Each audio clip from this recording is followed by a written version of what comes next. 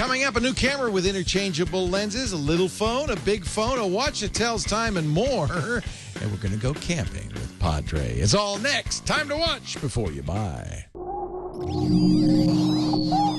Netcasts you love. From people you trust. This is Twit. Bandwidth for Before You Buy is brought to you by Cashfly at CACHEFLY.com. Before You Buy is brought to you by Stamps.com. Use Stamps.com to buy and print real U.S. postage the instant you need it right from your desk. For our special offer, go to Stamps.com, click the microphone, and enter Before You Buy.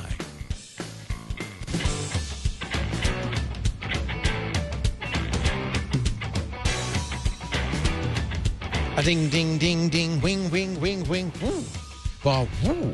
Hello, everybody. Welcome. Before You Buy time. That means time to get our gear together and show it off to the world. We've got all of our interesting new products along with our staff, and we're going to get their take on some of this stuff. Now, I don't know why. Padre, are you a big camper? No. For some reason, not at all. You, Father Robert Ballister, host of This Week in Enterprise Tech, are reviewing the new Biolite CampStove. Yeah, normally I wouldn't do outdoors tech because you may have noticed I'm not a very big outdoors person. I don't see you in a sleeping bag out in the great outdoors. But this is a camp stove with a super geek twist, which is why I thought it'd be perfect for Before You Buy. Part furnace, part cooking tool, and part power generator. The Biolite CampStove is a 2-pound forced air biomass burning portable cooking stove with a thermopile twist.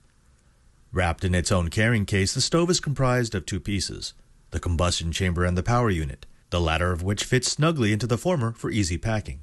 The combustion chamber is a double-walled steel cylinder surrounded by a honeycomb lattice that allows you to pick up the stove even when it's hot.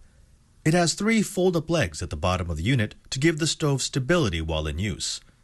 A large vent in the back allows air to be forced into the chamber to increase the efficiency of the burn, and a port at the top of the chamber is the entry point for the heat exchanger. The power unit is a high-impact plastic shell surrounding a heat exchanger and thermopile assembly, battery, and blower. The probe transfers heat from the combustion chamber to the thermopile, which generates electricity to run a fan that forces air into the combustion chamber, generating a hotter flame, which in turn can generate more power.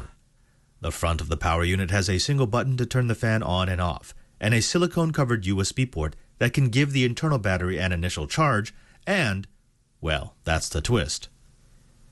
The power unit attaches to the back of the combustion chamber and is held in place by a locking mechanism activated by the third support leg. Once assembled, the Biolite CampStove is a stable platform that can be used as a heat source or, with the included triangular cooking attachment, can support kettles, pans, and other cookware. Biolite also offers a 2.5-pound portable grill for those who want a more even heat source for grilling. 2 foldable legs support the grill on top of the Biolite, and a closable flap allows for easy refueling. To use the Biolite CampStove, you loosely fill the combustion chamber with dry fuel, light, wait 10 seconds, then push the power button to activate the blower.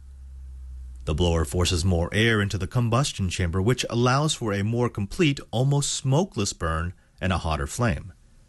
We used this flame to boil a liter of water in under 5 minutes, and the forced air combustion chamber meant that it was possible to burn biomass that doesn't easily burn, things like cherry pits and walnut shells. As the flame gets hotter, the heat exchanger generates more power, eventually generating more power than is required by the blower.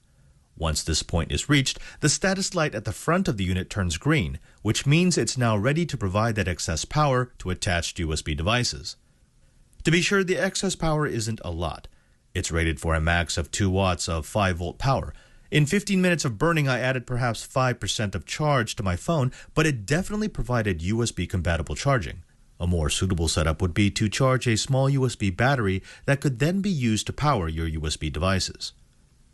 Aside from the hotter flame and USB charging, the power unit adds one more advantage to the Biolite CampStove. At the end of the burn, the fan will continue to blow, burning all the embers down into cold ash, stopping automatically once it's safe. In fact, I was able to pour the ash out of the combustion chamber onto a paper plate with no fire, no embers, and no mess. In all, the Biolite CampStove is an innovative product that should appeal to outdoor enthusiasts, geeks in the wild, and those who just want one more power source in the event of the zombie apocalypse. The Biolite CampStove is available online and at outdoor stores for $130. The portable grill will add $60. Hey, this might be the coolest thing I've ever seen. That is really amazing. Yeah, and it's got a really good geek lineage because the company designed these things for African villages where you have people who are dying of waterborne diseases. So they wanted something that could use whatever fuel was available. So anything that even might normally be non-combustible and allow them... Is that because it's hotter? So it's hotter, right. Once you get the going, you could throw cherry pits in there. Exactly. So and it's like a furnace. They'll burn, yeah. Right. You know, you blow air back into a furnace and it gets hotter. So it creates a really hot, efficient burn. And very little ash, I saw. Yeah. So you don't, if you take this thing camping, you don't have to worry about, making sure the fire is dead before we leave. It's once the fan stops, it's cold ash. Just dump it out. And it's a generator, which I think is, well, all in all, this is very cool. Now, did you say the price? How much was it? Yeah, so it's about $130. It's a little pricey. Yeah. So what is a comparable? I'm not a camper. You're not a camper. What would a comparable camp stove cost? What people are telling me, because I do have campers in my community, they're telling me that they would typically bring like a Coleman or whatever. Yeah, and those are like $30 to $40. Okay, so it's a little pricey. It's a little pricey. Those are also lighter. This thing gets close to 2 pounds. Those setups are typically like a pound. Okay. It wasn't really designed for backpacking. No. You're going in country. It was really designed for a village. Right. But I just think this is so neat. I really, really like it. The Biolite CampStove and USB charger. It's got so many, so innovative, so many interesting things around it. Now, you brought this to Brazil. I did. Well, not this one. So they sent me a review unit. I was really excited. I brought it down to Brazil. I used it the entire time because I was actually living out in field. So I would just get whatever and put it in. Well, so this is battle tested. You really it is battle tested. You were able to do it. And the thing is, you don't have to have special fuel. You don't have to go to a store. You can burn anything that's lying around. Burn anything that's lying around. And once you get that initial flame, because remember, the fan is supported by the flame. So once it's hot enough, the fan kicks in. Almost like a perpetual motion machine. I know. I love it. And then it will burn things that you wouldn't normally be able to burn. Right. And it was great. You know, it made sure that I had clean drinking water the entire time. But on the flight back, in security, they confiscated. They said, "Oh, this probably has unburned hydrocarbons, so we can't let you bring it on the plane." You're kidding me. No, that was BS. I think they just wanted my stove. They wanted it. Yeah. I mean, you cleaned it out pretty good, right? Oh yeah, it cleans. I mean, you saw it. It burns out. There's nothing left really in there. There's nothing left. You get scorched. You get a nice. That's really a shame. But they got a free one, so that's nice. There we go. Nice for them. Well, I'm thrilled to see this. The Biolite CampStove, $130. $130. And if you want to get this, so this is the grill. Oh, this doesn't come. That's not including. This is not included. This would be an additional $60. Did you cook on it? Ever? Yes. Actually, this very unit, so it cleans off really well. This very unit brand new. Is the source of much bacon. You cooked bacon on this? Bacon nice and crisp? Oh, super crisp. Wow. And then you pour the fat in there and that burns off. No, really. not a good idea. Yeah. Robert Ballister is the host of This Week in Enterprise Tech and Know-How. You got a project this week you're working on? We do. We are talking all about not losing your stuff. Different ways to track it. How to not lose your stuff. How to not lose your Thursday on Know-How. Robert, it's great to see you. And thanks for bringing this along. What an interesting product.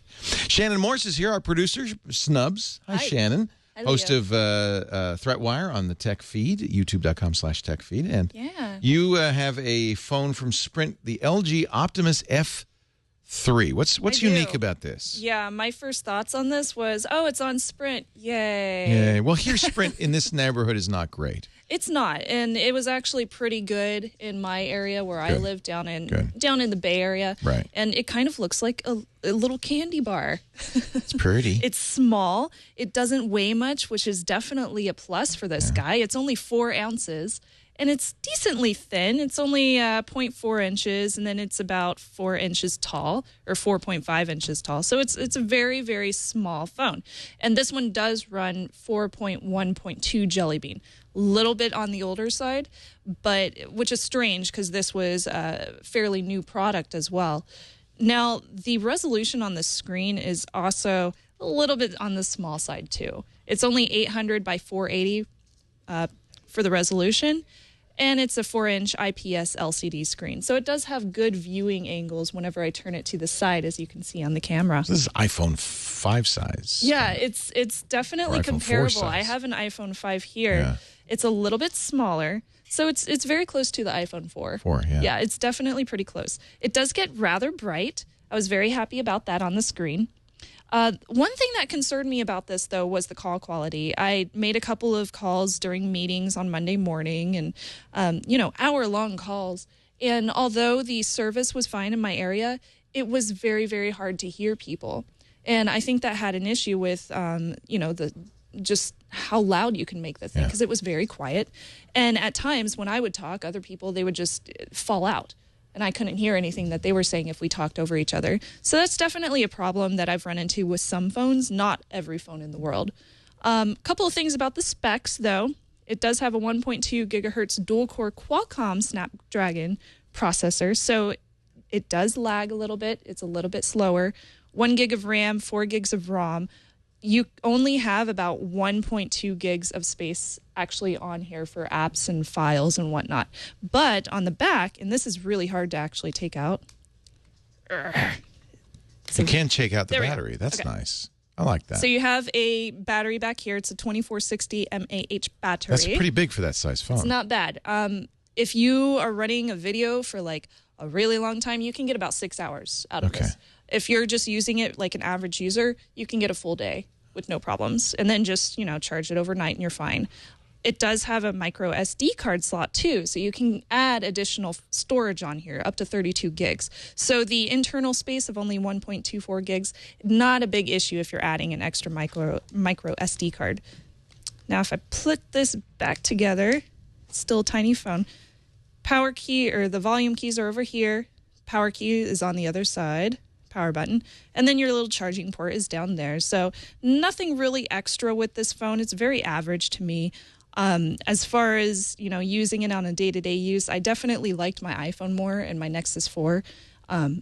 But if you're looking for something on a budget, this might be a good deal. Personally, it wasn't my favorite phone though, just because it did have a couple of problems with the call quality, also the camera too. I'll show you a couple of photos that I took. So you'll notice that they're kind of grainy.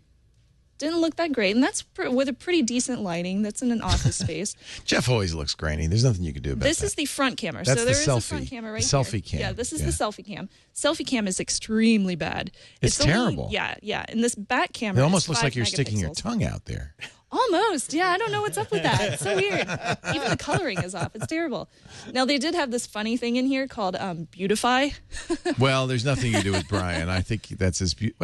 It takes away He does like look a little like Greta Garbo. all of his horrible zits and everything. So no, I'm just kidding. He doesn't At least have the any zits. Kraken. Wait, what? Oh. No, that's the Uglify filter used on Padre there. Yeah. And it does have a couple of different options for making videos. You can do up to 1024 video. They have a low-res version, which is called MMS video that you can take. It looks horrible, and it's just for sending, to your friends. And that was definitely not my calling. No, that was the alarm I set on my watch a few minutes ago. I'll talk about that in a little bit. And then I also made a 1024 video, which looked a lot better. What do you mean 1024? It's 1024 by 768? That's the video resolution? Yeah, it apparently that's what it says. Wow. Well, It you looks know, a lot on an 800, better. 800 by 480 screen, I guess that's I know, it's that's better than you surprising. Wow. So- Well, but this is a free phone, Yeah, essentially. it's a free phone. You can get it for free on contract. It's only $180 if you buy Off it just contract? by itself Oh, all off right. contract, Okay. which it is available off contract if you really. So this is really wanna buy a it. really inexpensive phone with So, decent yeah. It's capabilities. very inexpensive, Yeah. free on Sprint if you go with the contract. Personally, I didn't really like it. The camera was a big off for me. So my pros and cons for this, the pros, I like how lightweight it is. I like that it's inexpensive. But the cons on this as well, the call quality is not that great. Laggy processing speed, especially if you're running several apps at the same time, multiple applications, which you can do, but you definitely see a difference. And then the speaker on here is not that great as well. I had a YouTube video pulled up of Chad reviewing something for us. The speaker's on the back right here. So if you hold it like I do a lot of times, your hand covers it up. You're holding it wrong. Yeah. Yeah, obviously. Thank you, Mr. Jobs. It doesn't get loud. That's the maximum? Yeah, I can barely this hear is it. max. Yeah, we're in the same room. Very, very quiet. Yeah. Oh, there's. Oh, there it is. It's very tinny, but you know, most phones nowadays. In our Chromecasts, let's go ahead and open this. Very tinny. Yeah. So, yeah, it wasn't that great. So, all in all, I would have to give this a don't buy, just because of those issues with the phone. Is there a say free phone put or it a out- cheap phone that's better? Maybe the Nexus 4? Is if the you could Nexus get 4 it. free now? No, it's not. I don't think you it have to buy is. it, but it's not much more expensive. Yeah, it's not that much more expensive. Yeah, I'd $250. say cash out the little bit of extra money and purchase a phone that has all the little details and better. all those Yeah. qualities that you really like. So don't buy. Do not buy. We're going to take a look at a camera in just a little bit and a watch, the Galaxy Gear. You see a lot of ads for it on NFL this Sunday. It was nothing but Galaxy Gear ads. We'll talk about that in a minute. But first, let's talk about the post office. You don't need to go to the post office anymore. I don't even know if there is anybody at the post office anymore. Is a post office? No, it's a separate entity. It's not shut down. But I'll tell you what, it would be a lot simpler in your business, I bet you, if you didn't have to send employees out to buy stamps or to mail stuff. Wouldn't it be cool if you could do it all at your desk? And I'm not talking an expensive postage meter. I'm talking stamps.com. There are 8 million small businesses out there, and so many of them are wasting time going to the post office for mailing and shipping. You got to do what we do here at the Brick House Studios. You got to get stamps.com. All the services of the post office right at your fingertips. You use your computer and your printer. No special inks, no postage meter to buy and print official U.S. postage for any size letter or package. You get that digital scale, that USB scale, so you never have to guess how much postage to put on something. You ever put too much on? I used to do it all the time routinely. So you don't want to have, postage due to a client. Well, this way, you get exactly the right postage. They'll even suggest the right class of mail for something. And you get all sorts of discounts you don't get at the post office on priority mail and express mail. Stamps.com. Your mailings will look much more professional, too. You can put it right on the envelope with your company logo, return address. You could pull addresses from your QuickBooks, your address book. If you sell on eBay or Etsy or Amazon or PayPal, you'd be crazy not to be using this. It'll pull all the information right, even if you're sending international. The international forms information, all from right there. You get discounted package insurance in just one click. Certified mail, return receipt, international customs forms, all filled out automatically. Try it. We got a special offer for you. Visit stamps.com. Click the microphone. Not that pretty lady, but click the microphone and type in before you buy, all one word, and you're going to get a $110 no-risk bonus offer. It includes the USB scale we just mentioned, $55 in free postage, and, of course, a 30-day trial of Stamps.com. You got to try it today. Stamps.com. Never go to the post office again with Stamps.com. Tony Wang is, of course, our photography guy, and we gave him, I think this is a beautiful form factor for a camera. It's thin, it's light, but interchangeable lenses. But, Tony knows. We're going to let Tony take a look at this brand-new Samsung camera, the NX 2000. Mr. Wang? I'm Tony Wang for Twitter.tv, and before you buy, and today I'm reviewing the Samsung NX 2000 smart camera. The Samsung NX 2000 is Samsung's offering for mirrorless, interchangeable lens camera that offers a huge selection of lenses. The kit lens is a 20 to 50 millimeter 3.5 to 5.6 aperture. Behind the lens on the Samsung NX 2000 is a 20.3 megapixel APS-C sensor backed by a 3.7-inch touchscreen, and the camera is capable of shooting at 8 frames per second with an ISO of 25,600. The NX 2000 is priced competitively at $549.99 with the kit lens. The camera comes in at a really slim weight of 228 grams, which is about half a pound, with the battery and the kit lens. And what sets this camera apart from other mirrorless cameras is that it uses a micro SD memory card, so you can actually pop these cards out and put it into your Android smartphone and upload the pictures that way. But you don't have to, because the NX 2000 comes with NFC pairing. And how that works, it's very simple. You tap the NFC side of the camera to the back of your NFC-enabled Android phone, and with the software installed on the phone, the two recognizes each other, and all you have to do is select which photo you want to transfer to your phone for uploading and sharing on your social network. And if you don't have your phone handy with you, you can actually put in your Wi-Fi connection hotspot password and have the photos backed up or uploaded to social networks directly, or even using Samsung's cloud service. And I've never had any Wi-Fi enabled camera that was able to connect so easily like the NX2000. And as we all know, Samsung, who's known for making their cell phones, have perfected the touchscreen. And this capacitive touchscreen is very easy to use. It's just big enough at 3.7 inches to display all the information you need while you're using the camera. As you can see, the camera has a pretty pronounced grip on the right, and that is actually a good thing. It makes the camera a little bit bigger, but at the same time, you can hold this with one hand with no problem, and you don't have to worry about touching the touchscreen by accident. The camera does feature one rotating dial for all your main feature, and you can actually push the dial forward to select the menu items. Another feature that I really enjoy using on this camera was the eye function button on the side of the barrel of the lens. You're able to toggle through aperture, shutter speed, ISO, and any other function that you would want to use. And you'll notice that the camera also comes with a hot shoe for attachments such as pop-up flash that activates when you pop it up. It just gives you just enough space between the lens and the flash so you don't have any shadow created by the lens. The image quality is great, and the ability to shoot at APS-C sensor size is a great thing to do in a compact camera like this. Now for the pros and cons of the NX2000. This camera has a huge selection of lenses to support the ecosystem.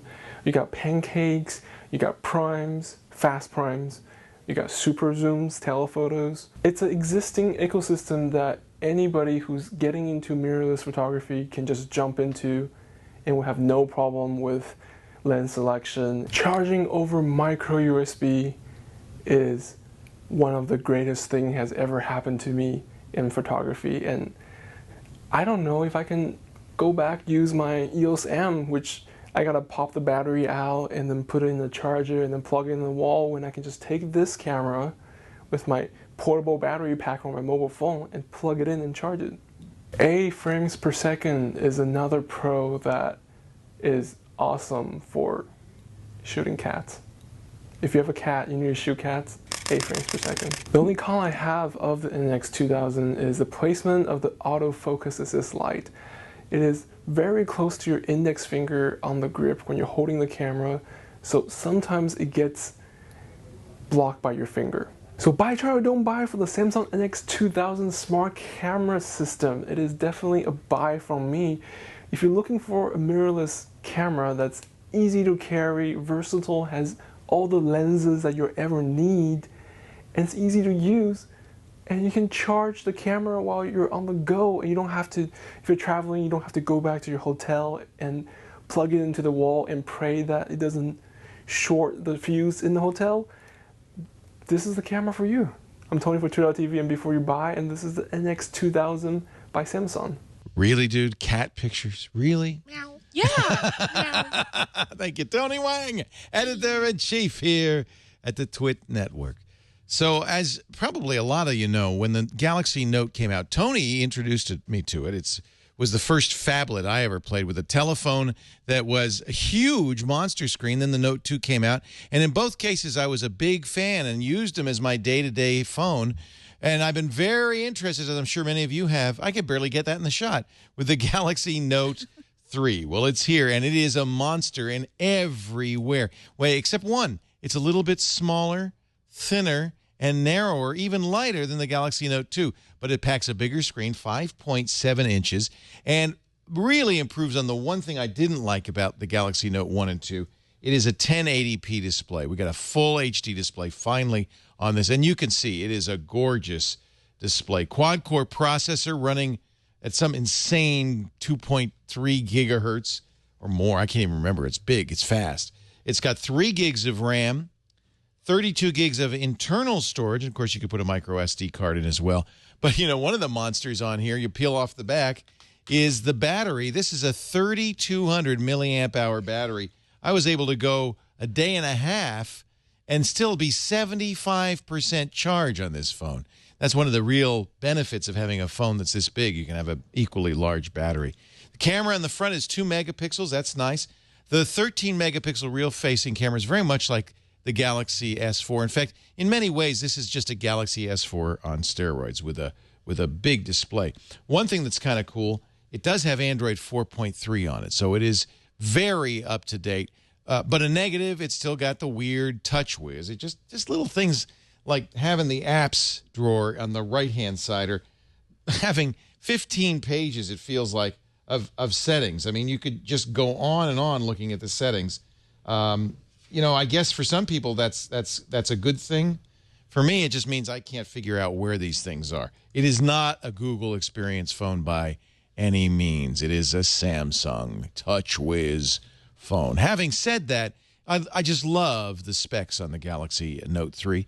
And if you want a big phone, let me just show you what it looks like held up to my ear, because I'm not a small guy. I have a fairly large head. Go ahead and switch because I don't want to scare Burke when I pull the phone. But it still looks, kind of silly held up to you. That actually looks good. That's okay. That's not bad. Yeah. It's not the end of the world, is it? Just be aware of that. It is still small enough. In fact, because the physical form factor is a little bit smaller than the Note 2, it still fits right there in a breast pocket or a side pocket. This is an interesting touch that all the Note 3s have. We're looking at the AT&T model. All the specs are the same, by the way, across all 4 carriers. But it has this stitched pleather background in a couple of different colors. This is the black version. I think this is in response to, remember when the Verge talked about the Galaxy S4 and they said that the back was so slick it felt slimy. I think this is for Josh Topolsky and company. This is just, there's no slime here. There's some texture in it. And it does feel pretty good in the hand. It's just a little strange to have actual stitching on a smartphone. Now, the other thing that, of course, made the Galaxy Notes great all along was the stylus. And it has the stylus, of course, and a lot of stylus-specific features. In fact, as soon as you pull the stylus out, you see it's got this new menu. Notice it has the floating stylus feature where I'm not actually touching the screen. That's handy because you can float over something and get more information about it. I can draw. I can keep memos with the stylus. You can do all the, this is, that's really silly, isn't it? All right. I don't use a stylus, but if you're an artist or you like to do handwritten notes, this is a very nice feature. And I think is one compelling feature a lot of people who buy the Galaxy Notes look for. So it's here. The S Pen is back with the little touch button and all that. In fact, I think if anything, they've improved on it. In fact, in every respect, I would say this is an improvement over the Galaxy Note 1 and 2. It's kind of a great phone. I loved the camera. I'll give you an example of the TouchWiz nonsense. I'll start the camera app, and immediately you see the problem. There's a golf mode in here. Now, I guess that's great if you're in golf, if you're a golfer, but this is Samsung just goes crazy with little features, weird features in the camera and everywhere else. And it's definitely not. Look at that. Every time I take a picture, it says, "Look, with the tag buddy, I can keep track of the weather, location, the person, and the date of each picture as you're taking it." Never mind. I know, that TouchWiz. It'd be great to get rid of it. You can. CyanogenMod already is available on the Galaxy Note 3. Maybe you like TouchWiz. I'm not a big fan. But overall, I got to say, this is a great phone. And if you're a fan of phablets, of giant phones, there are biggers. In fact, the new HTC One Max is 5.9 inches. It's even bigger than this. But this is well thought out. It's a mature product. This is not Samsung's first time to the giant phone rodeo. And I think they've done a very nice job. But definitely a buy if you're the kind of person who's looking for a big phone. Now, what makes it even more interesting is this companion item. Let me take this off. This is the Galaxy Gear Watch. The phone, by the way, $300 with a 2-year contract, $750, $800 off contract with 32 gigs of storage. That's the AT&T version there. $724 off contract. This is another $300, and this is the Galaxy Gear Watch. Now, right now, you have to use this with the Note 3. Samsung has said that as we update other of our phones like the Galaxy S4 to Android 4.3, they'll also work with it. This is a smartwatch. We've seen a lot of these smartwatches. before. It has some nice features. I'll give you a couple. First of all, it's very easy to pair to the phone.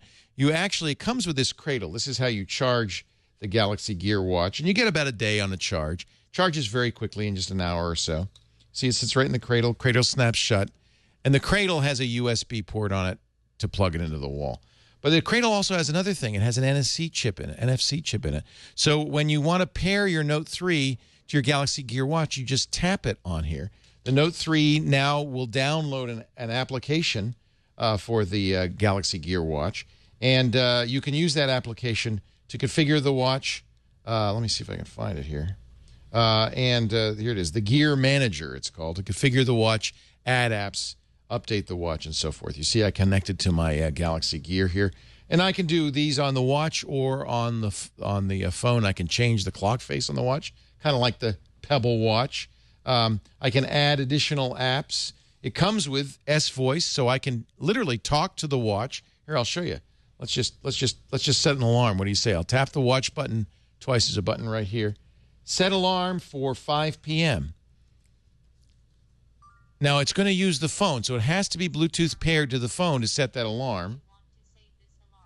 I'm going to download, by the way. It says download high-quality voice. Yes, please. That's something that I did not do yet. So now an alarm is set. It will go off on both the phone and the watch. And that's really important. The watch is really an interface to the phone. It's not a standalone device. Oh, it still thinks I'm... This is your alarm for 5 p.m. Do you want to save this alarm? I mean, you want to hear it? Yes, save that alarm. The speaker's in here, right here like this. And it's not very good quality. Okay, I saved your alarm for 5 p.m. There you go. Nice looking OLED screen, by the way. I think you can see that. It's very crisp, easy to read. It's a touch screen, which means I can swipe back and forth. I can use it for, check through memos and so forth. This button brings me back home, just like on the phone. You can see other things I've installed. I can look through my contacts, look through my phone logs. That means missed calls, calls I've placed, so forth. I can see other apps. This is, by the way, Android. I think it's 4.1, which means you can install Android apps on here. Any Android app on here, although a lot of them will kind of not work very well because the screen is such a strange aspect ratio. It also has traditional settings, a pedometer, which ties again to the phone. So I guess I can see how many steps I've taken. Not very many, probably. And you can send it to S Health, which is the app that Samsung now ships with the Galaxy S4 and the Galaxy Note. My goals, so forth. Let's go back. Show some more things. This is the media controller. That means I can play, start music playing from the phone. And a gallery. Yes, that's another thing that's kind of interesting about this. It has a camera on it. Not a very good camera. Not as good as the Galaxy Note or S4 camera, but good enough. I could take surprise selfies. Well, I snuck up on Shannon and took a picture of her. Oh, no. Oh, yes. Oh. Now, they're not by default sent. Why do I always have that kind of face on my... Oh, my They're God. not by default sent to the phone, but I can send it to the phone if I want to with this little menu here. I think it's pretty cool. So I can delete it, transfer it. That'll send it over to the phone and via Bluetooth. So you can see, I mean, of all the smart watches I've tried, this one is the easiest to configure. No trouble. Of course, you have to have a Note 3 to do that. It's it has a lot of nice capabilities. I chose a watch face that has the time. Oh, it's 4:20, and has a little bit of weather on there, which is kind of handy. Notifications come through. They can ring or vibrate or both. You can dictate to the watch. It has its built-in microphone and speaker. You can record voice memos on the watch. It has a pretty good gallery. Look, I've seen a lot of these watches. This is easily the best one out there. And at $299, it's pretty much in the same ballpark as the Pebble and the I'm watch and the other watches that are out there. Beats a lot of them. So pros and cons. Well, great screen for sure. I like the camera. It's kind of handy. It's not a super convenient camera because it has to be on your wrist. And, you know, they tried on NFL on Sunday. They tried to show Howie Long taking a selfie, and he had to do this. So it wasn't the easiest. I guess you can turn it around, but then the button's on the wrong side. The home button's on the wrong side. So you're going to have to reach around either to take selfies or to press the home button. By the way, the screen does rotate, so that's nice. It's handy. It'll go in either orientation. It's not a great camera, but that's a pro. Cons on this, it's a little pricey, $300. You probably really don't need it. That's the biggest con. It's cool, but come on, do you really need a watch when you can just pull the phone out of your pocket? I know wearables are the next best thing, and I'm a believer in the category, but I've yet to see anything that makes me go, wow, you gotta get this. Nevertheless, if you want to be the first to have a smartwatch until Apple comes out with something better, I think this is the best of the breed. So I'm going to give this a try because I don't think most of you need a smartwatch, but if you say, no, I really want one, it's not bad looking. Oh, here's another negative. You can't replace the band. On some watches like the Pebble, you can use your own band. This band is integral because, of course, it has the camera, so it's integral to the watch. So you're stuck with the plastic band. But I don't think that looks bad. Shannon, you think that looks bad on me? It's all right. It's a styling watch. It might look a little big on my wrist. It's not for girls. No.